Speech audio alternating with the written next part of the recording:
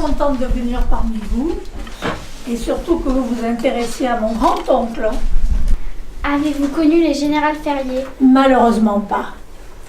Il est mort en 1932, et moi je suis née en 1934, donc 2 ans après. Aviez-vous hérité du général Ferrier? Hérité? J'espère dans mon caractère et dans mon tempérament. Pas dans mon savoir, parce que moi j'ai été chercheur au CEA, c'est-à-dire Commissariat Énergie Atomique, à Fontenay-aux-Roses et à Cadarache. Mais je n'ai pas fait les découvertes qu'il a faites, donc je suis loin du compte. Mais on a quand même dans la famille, je pense, cet esprit scientifique, oui. Est-ce que le général Ferrier, il a eu des enfants? Non, il n'a pas eu d'enfants. Et c'est à son grand regret certainement, parce qu'il avait des neveux et des nièces, et il s'en occupait beaucoup. Il était extrêmement attentif à leurs études, à ce qu'ils faisaient. Comment est-il mort? Alors écoute, il est mort très très bêtement. Il avait très mal au côté droit depuis longtemps, mais il faisait des essais, il faisait des expériences justement dans ce laboratoire. Donc il ne s'est pas du tout soigné en disant ça passera, ça passera. Mais ce n'est pas du tout passé, c'est devenu péritonite. À l'époque, il n'y avait pas les remèdes que nous avons actuellement et il en est mort, il a eu une septicémie. A-t-il fait ses études à Draguignan? Oui, d'abord il est venu ici, là où vous êtes, dans ce bâtiment, dans les petites classes. Et après il est allé au collège, évidemment qui ne portait pas son nom. Et voilà, oui, il a fait ses études à Draguignan avant d'aller à l'école polytechnique à Paris. Faisait-il plusieurs métiers en même temps? Plusieurs métiers, non. C'est en tant que général dans l'armée, il était dans les laboratoires, comme mon oncle Pierre d'ailleurs, qui a suivi cette voie-là aussi.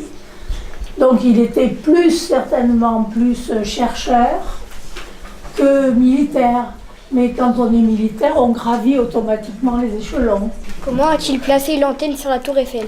Cette tour Eiffel a été construite pour l'anniversaire de la Révolution en 89. Elle devait être détruite. D'abord, les Parisiens ne l'admettaient pas du tout. Cette espèce de grand truc tout en fer, c'était horrible pour eux. Voilà. Et une fois que les festivités sont passées, elle devait vraiment être détruite.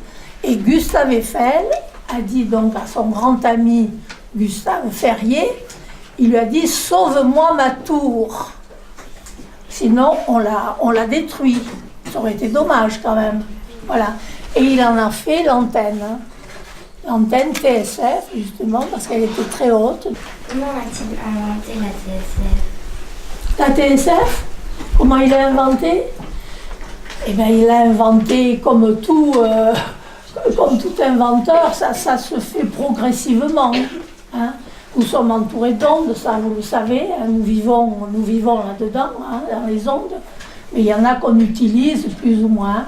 Il y a le four, micro-ondes, c'est-à-dire des toutes petites ondes très courtes, hein. Et puis il y a des ondes qui sont colossales et qui traversent les océans. Voilà, et c'est servi de ça pour justement propager les sons. Hein. C'est grâce à ça qu'on a la TSF. Oui.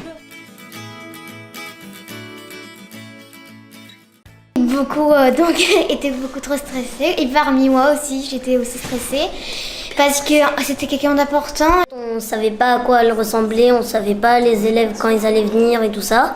Donc du coup on avait un petit peu du stress, de la pression. Et quand elle est venue, c'était mieux, on a posé beaucoup de questions. La petite nièce du général Ferrier qui est très gentille et qui nous a appris beaucoup de choses pour notre histoire.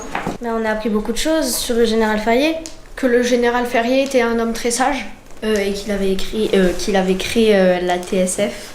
Je suis très flattée, très heureuse et je trouve que les questions qu'ils m'ont posées, c'était formidable. Ça prouve qu'ils avaient bien potassé la question et cherché dans tous azimuts ce qu'ils pouvaient me dire. Et je suis très flattée et lui doit être très très content d'où il est de savoir qu'on s'occupe encore de lui et qu'on pense à lui.